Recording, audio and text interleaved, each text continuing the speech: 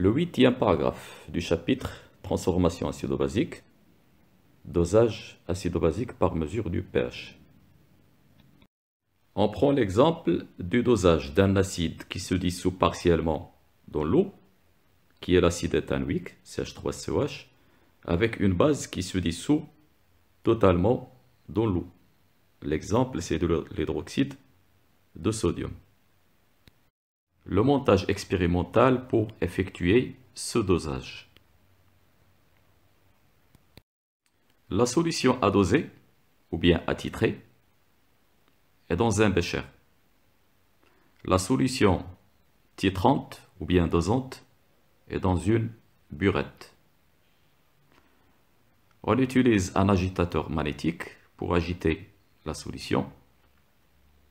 Et on utilise un pH mètre pour mesurer la valeur du pH de la solution,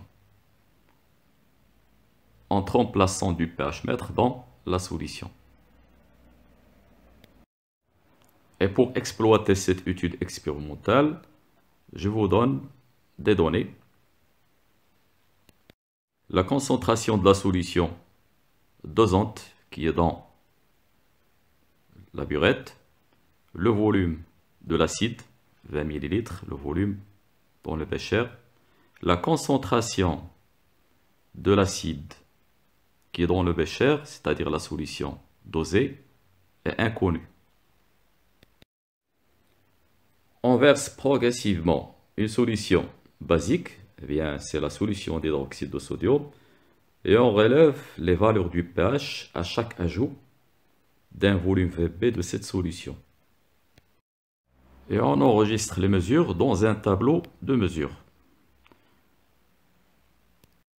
Avant de verser la solution dosante, le pH de la solution est 3,2. En versant la solution, on remarque que le pH de la solution augmente. On trace la courbe pH en fonction de VB et on obtient le tracé suivant. Sur l'axe des abscisses, on a le volume de la base en millilitres. Et sur l'axe des ordonnées, on a le pH. On remarque que la courbe présente trois parties. Donc le pH augmente légèrement, puis augmente brusquement, et ensuite augmente légèrement. Pour exploiter ces résultats, on doit répondre aux questions suivantes. Il y a 6 questions auxquelles on doit répondre, et on commence par la première question. Écrire l'équation de la réaction de dosage. Rappeler les caractéristiques de cette réaction, puis montrer que c'est une réaction totale. La réponse à la première question. Équation de la réaction de titrage. Donc l'équation de la réaction de titrage s'écrit CH3COH plus H en moins donne CH3CO- plus H2O. CH3COH, c'est l'acide qui est dans le bécher, plus H-, l'espèce dosante, H- dans la burette, et qui donne CH3CO- qui est la base conjuguée de l'acide, et H2O qui est l'acide conjugué de la base H-. Les caractéristiques de cette équation de dosage. Rapide, total et spécifique. On dit rapide ou bien instantané, car chaque goutte de la solution dosante qu'on ajoute à la solution dosée réagit immédiatement et instantanément. On dit total, c'est une réaction totale avec une flèche, une seule flèche. Et on dit spécifique ou bien unique ou bien sélective.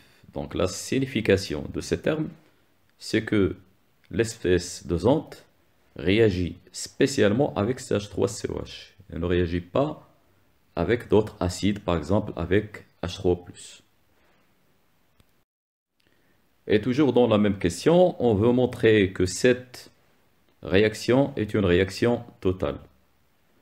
Pour montrer que c'est une réaction totale, on a deux méthodes. Soit utiliser taux, qui est le taux d'avancement final, ou bien K, qui est la constante d'équilibre.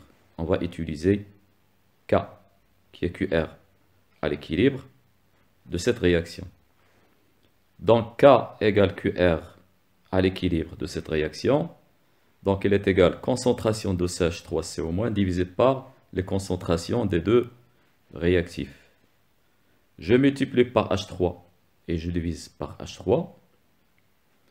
Ce qui est entouré en vert, c'est le Ka. Ce qui est entouré en bleu, c'est le Ke.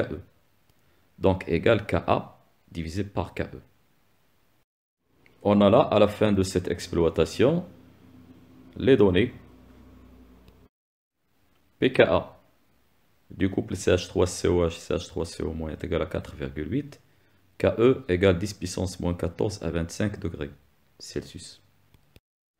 Je remplace Ka par 10 puissance moins pKa et Ke par 10 puissance moins pKe. 10 puissance moins pK 10 puissance moins 4,8. Ke 10 puissance moins 14. Et on trouve la valeur 1,5 10 puissance 9. On remarque que cette valeur, c'est une valeur qui est très grande et elle est supérieure à 10 puissance 4. La condition pour laquelle la réaction est une réaction totale. Donc on va dire donc la réaction est totale. La deuxième question, déterminer les coordonnées du point d'équivalence. La première méthode est la méthode des tangentes. Cette méthode consiste à tracer les deux tangentes à la courbe en deux points, ce point et ce point. Donc là, on a les deux tangentes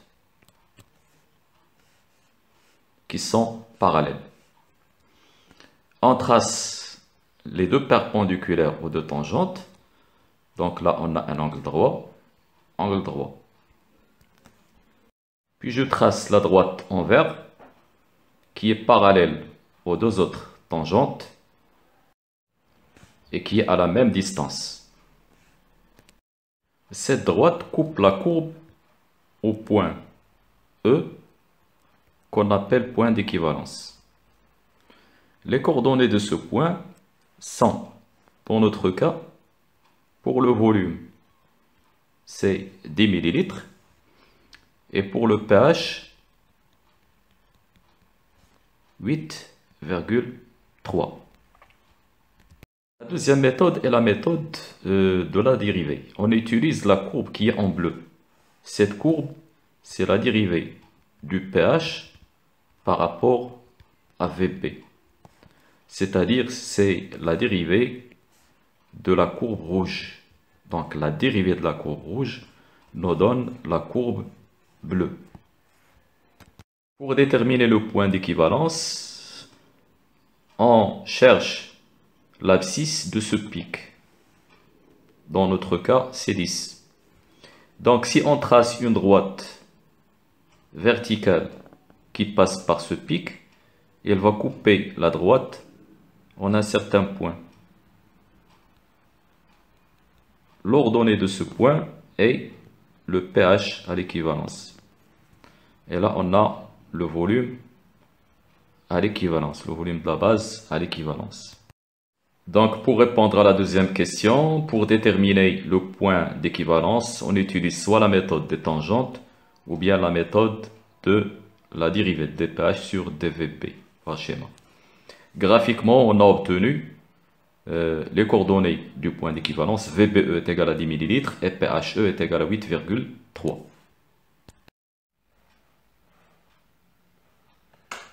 La troisième question, déterminer la valeur de la concentration de l'acide éthanoïque.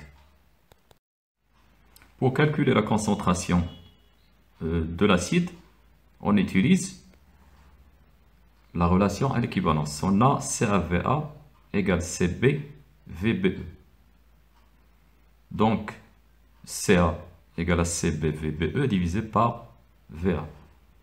L'application numérique, CA égale VB de 10-2, VBE 10 millilitres, VA 20 millilitres. Donc là, les volumes, on ne les a pas convertis. On a la millilitre. Ils vont se simplifier. Égale 10 puissance moins 2 mol par litre. La quatrième question, calculer les concentrations des espèces chimiques à l'équivalence. Donc, quatrièmement, les espèces chimiques présentes dans la solution à l'équivalence sont CH3COH, l'acide, CH3CO-, la base conjuguée, les ions H3+, les ions HO-, les ions Na+, et H2O. Les ions CH3COH, CH3CO- et H3+, existent dans la solution avant de commencer le dosage. Après, quand on a commencé le dosage, il y a ajout des ions HO- et Na+. Les molécules d'eau, bien sûr, existent dans chaque solution aqueuse. Et pour calculer la concentration de ces espèces chimiques, je commence par la plus facile. Et évidemment, c'est la concentration des ions H3+, car il est lié au pH par la relation H3+ est égal 10 puissance moins pH. Et puisqu'il s'agit de calcul des concentrations des espèces chimiques à l'équivalence, le pH à l'équivalence. L'application numérique, le pH à l'équivalence est de 8,3, donc égale 10 puissance moins 8,3 qui est égal à 5 fois 10 puissance moins 9 mol par litre. Après les ions H3+, on calcule la concentration des ions HO-. Les ions HO- sont liés aux ions H3+, les concentrations par le produit ionique. Concentration de H3+ fois concentration de HO- est égale à KE. Donc, OH- bien HO- égale KE sur concentration de H3+. L'application numérique 10 moins 14 divisé par 5 fois 10 moins 9. Et on trouve 2 fois 10 puissance moins 6 mol par litre. Calcul de la concentration des ions Na+. Les ions Na+, ne réagissent pas dans la réaction de dosage. Ce sont des ions spectateurs. Donc, la concentration des ions Na+, égale quantité de matière des ions Na+, dans le volume total. Va est le volume de l'acide, plus le volume VBE, c'est le volume de la base ajoutée. À l'équivalence, bien sûr. La quantité de matière des ions Na+, est égale à CB fois VBE, divisé par le volume total de la solution. Application numérique, CB de 10-2, VBE 10, VA plus VB 20 plus 10. Les volumes sont en millilitres. Ils vont se simplifier. Et on trouve concentration de Na+, égale 6,66 10 puissance moins 3 mol par litre. Calcul des deux concentrations de CH3COH et CH3CO-. Les deux concentrations, on peut les trouver sur l'expression de Ka. CH3CO- fois H3+, divisé par CH3COH. Ka, qui est la constante d'acidité du couple CH3COH et CH3CO-. Et je peux écrire le rapport CH3CO- divisé par CH3COH égale Ka divisé par H3+. Je remplace Ka par 10 puissance moins pKa. Et là, on a H3+. 10 puissance moins pKa, c'est 10 puissance moins 4,8. La valeur de la concentration de H3+, on vient de la calculer, 5 10 puissance moins 9 égale 3170. Donc, concentration de CH3CO- divisé par concentration de CH3COH égale 3170. On a deux inconnus. Il nous faut une autre équation. La deuxième relation qui lie les deux concentrations de CH3COH et CH3CO- est la suivante. CH3COH plus CH3CO- égale CaVa divisé par Va plus VBE. CaVa, c'est la concentration de l'acide. La concentration initiale de l'acide. Égale. Application numérique, 10 moins 2 fois 20, divisé par 20 plus 10. Égale 6,66, 10 puissance, moins 3 moles par litre. Donc, on a cette deuxième équation. Et avec la première équation, ils vont constituer un système. CH3CO- divisé par CH3COH, 3170, c'est la première équation. La deuxième, la somme des deux concentrations est égale à 6,66 fois 10 moins 3 moles par litre. Donc on a un système à résoudre. Donc on peut écrire l'expression de CH3CO- de la première équation, 3170 divisé par CH3COH. Et on remplace CH3CO- dans la deuxième équation.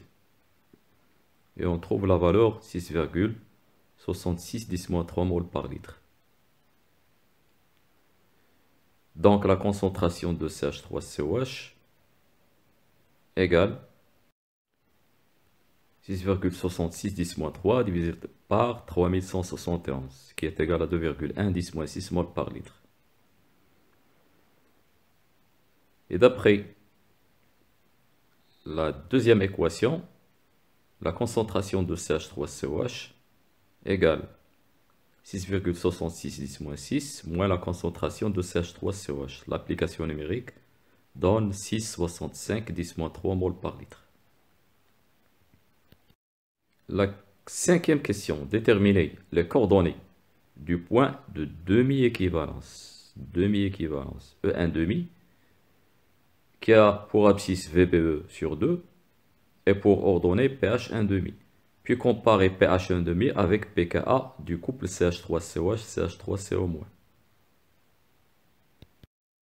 On a déjà déterminé précédemment VBE. VBE égale à 10 ml. Donc VBE sur 2 est égal à 5 ml. Le pH qui correspond à cette valeur, c'est ce qu'on appelle pH 1,5. Elle est égale, dans notre cas, à 4,8.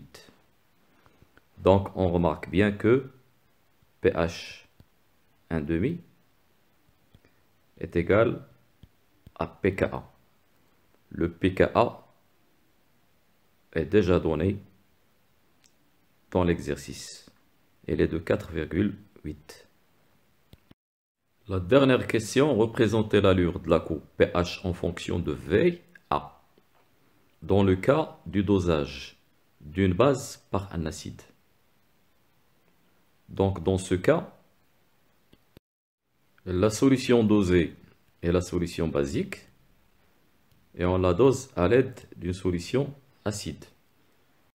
La solution est basique avec un pH basique et le pH diminue en ajoutant la solution acide.